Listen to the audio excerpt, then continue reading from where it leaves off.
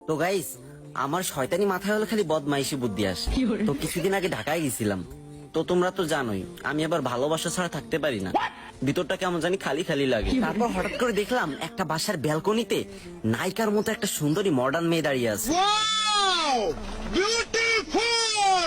আমি তো ভাই এই সময় কি খুশি, ভাবতেছি ইস এখন হয়তো একটু ভালোবাসা পাবো। আমি তো আর দেরি না করে এক দৌড় দিয়ে উপরে চলে গেছি, মানে দোতলায় আর কি। দোতলায় গিয়ে কলিং বেল প্রেস করছি, সাথে সাথে মেয়েটা দরজা খুলছে। দরজা খোলার পর আমি তো এক নজরে মেয়েটার দিক তাকিয়ে আছি, হা করে কিছুক্ষণ এভাবে হা হা করে তাকিয়েছিলাম। তারপর মেয়েটা এরকম করতেছে আমার চোখের সামনে হাত দিয়ে। তারপর বললো, এই যে মিস্টার, কি চান আপনি এখানে? হ্যাঁ, আপনি কে? তো তখন আমি বললাম, আমি পারভেজ ভাই, আমার চিনেন না? আমি তো ওই যে টিকটকে মুজরা করি, মুজরা।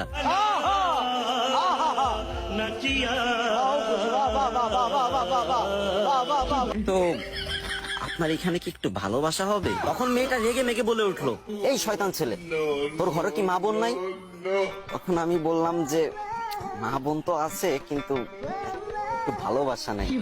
শুনলাম আপনি নাকি সবাইকে ভালোবাসা দেন, তো আমাকে একটু ভালোবাসা দেন না প্লিজ। তখন মেয়েটা বলে উঠলো, আর এইভাবে হা করে তাকিয়ে থাকার কি আছে?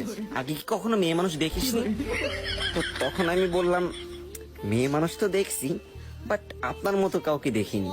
আহ কি সুন্দর, গরুর মতো টানা টানা চোখ, গাধার মতো হাসি। আপনি আমাকে একটু ভালোবাসা দিয়ে দেন, তাহলেই আমি খুশি। এটা বলার সাথে মেয়েটা আরো রেগে গেল আর বলল, তবে রে শয়তান ছেলে, দাঁড়া তোরে দেখাচ্ছি মজা। তাই বলে আব্বুরে ডাকা শুরু করলো, আব্বু ও আব্বু, এই দেখো দরজার সামনে একটা ছেলে আমার ডিস্টার্ব করতেছে। এইটা বলার সাথে ওর বাপ, মানে বুড়ো বাপ, লুঙ্গি পরে কাঁচা দিয়ে ঘরের ভিতর লাঠি ঠাঙ্গা যা ছিল সব নিয়ে দরজার সামনে এসে হুমড়ি খেয়ে পড়ছে আর বলতেছে, এই ছেলে, এরে তুমি কি চাও এখানে? তখন আমি ভাবলাম, না, সিচুয়েশন তো খুব খারাপ, কিন্তু আপনারা তো জানেনই আমার শয়তানি মাথায় বদমাইশি বুদ্ধির অভাব নাই। তখন আমি আঙ্কেলকে পাশে ডাকলাম, এক সাইডে ডেকে বললাম, আসসালামু আলাইকুম আঙ্কেল। তখন আঙ্কেল বললো, ওয়ালাইকুম আসসালাম, এখানে কি চাও তুমি? তো আমি তখন কান্না করে বললাম, আঙ্কেল, আমি না ঢাকায় নতুন এসেছি, আর আমি বাসা খুঁজতে এসেছি। তো আপনাদের বাসার নিচে দেখলাম যে টুলেট টানানো আছে, আপনারা নাকি বাসা ভাড়া দিবেন। তো আমি সেজন্য উপরে আসছি, এসে আপনার মেয়েরকে বললাম যে আমার কি বাসা ভাড়া দেওয়া যাবে? আপনাদের এখানে কি একটু ভালোবাসা হবে? আমি ভালোবাসা ছাড়া থাকতে পারি না। তো সেজন্য আপনার মেয়ে আমাকে কতটা অপমান করলো।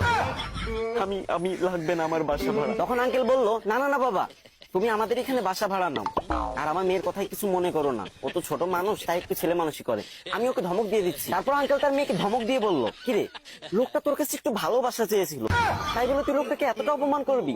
ছি ছি ছি, তুই আমার মান সম্মান আর কিছু রাখলি না, তাড়াতাড়ি যা আমাদের ভালোবাসাটা দেখিয়ে দিয়ে। কথা কি ক্লিয়ার না ভেজাল আছে? তারপর এখানে 2-3 মাস ছিলাম, আর মেয়েটার সাথে শুয়ে মানে ছুটিয়ে প্রেম করে। তারপর থেকে মেয়েটা আমাকে প্রতিদিন সরি বলতো, বাবু, আমি বুঝতে পারিনি যে তুমি আমার বাবার পছন্দের পাত্র, তাহলে তোমার সাথে এরকম খারাপ ব্যবহার করতাম না।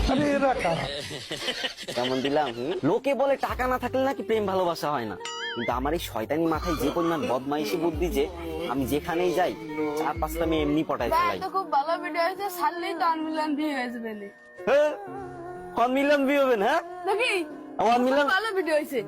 আরে আমি এত কষ্ট করে ভিডিও বানাই, যে রোদ্দুর ভিতর চেয়ার নিয়ে যে বসে বসে ভিডিও বানাই, আর আমার যারা অডিয়েন্স আছে শেয়ার করে না, একটাও শেয়ার করে না। করবেন, এটা খুব ভালো ভিডিও হয়েছে, করবেন।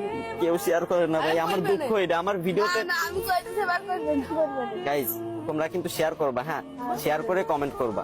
আমার এই ছোট ভাই বলতে শেয়ার করে কমেন্ট করবা, তোমরা যারা আমার ভালোবাসো, তাহলে নেক্সট অনেক ভালো ভালো ফানি ভিডিও আনবো, আর না হলে কিন্তু ভিডিও করবো না।